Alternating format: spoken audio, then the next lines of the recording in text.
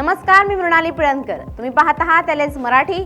घेऊयात काही महत्त्वाच्या बातम्यांचा वेगवान आढावा.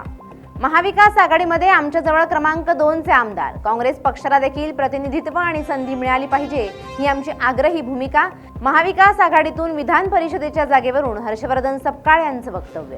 सरकार मूक, बहिर आणि आंधळ आहे. अराजकता माजवण्यासाठी कट कारस्थान करत आहेत. काँग्रेस प्रदेशाध्यक्ष हर्षवर्धन सपकाळ यांची टीका. संपूर्ण कर्जमाफी झालीच पाहिजे, हर्षवर्धन सपकाळ यांची मागणी. मिरज पंचायत समिती सभापती निवडीवरून अपहरण नाट्य. शिवसेना शिंदे गटाच्या सदस्याचं अपहरण केल्याचा आरोप. सांगली ग्रामीण पोलीस ठाण्यामध्ये अपहरणाची तक्रार दाखल. ब्रेंट क्रूड $120 पर्यंत उसळले. बाजार कोसळले. होर्मुझ सामुद्रधुनी ठप्प. जागतिक अर्थव्यवस्थेवर दबाव.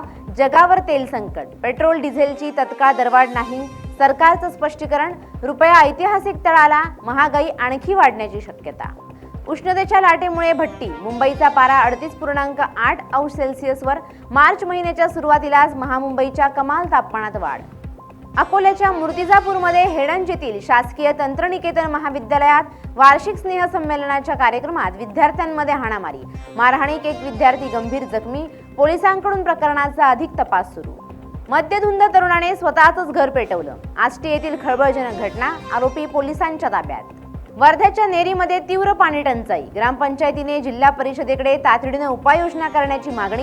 कामांची पूर्तता होईपर्यंत गावकऱ्यांना नियमितपणे पाणी टँकरद्वारे पाणी पुरवठा करण्याची मागणी. अकोल्यात अल्पभूधारक शेतकऱ्याच्या हरभऱ्याच्या गंजीला आग लागून लाखोंचं नुकसान. आगीत शेतकऱ्याच्या सोन्यासारख्या पिकाची अक्षरशः राख. शेतकरी हतबल. अंबरनाथ आनंदनगर MIDCतील केमिकल कंपनीला भीषण आग. परिसरात धुराचे मोठे लोट. अग्निशमन दलाच्या गाड्या घटनास्थळी. कराडला उद्या 2000 पैलवान येणार. डबल महाराष्ट्र केसरी पैलवान चंद्रहार पाटील यांची माहिती. राज्यातील 40 महाराष्ट्र केसरी आणि हिंद केसरी पैलवानांची उपस्थिती.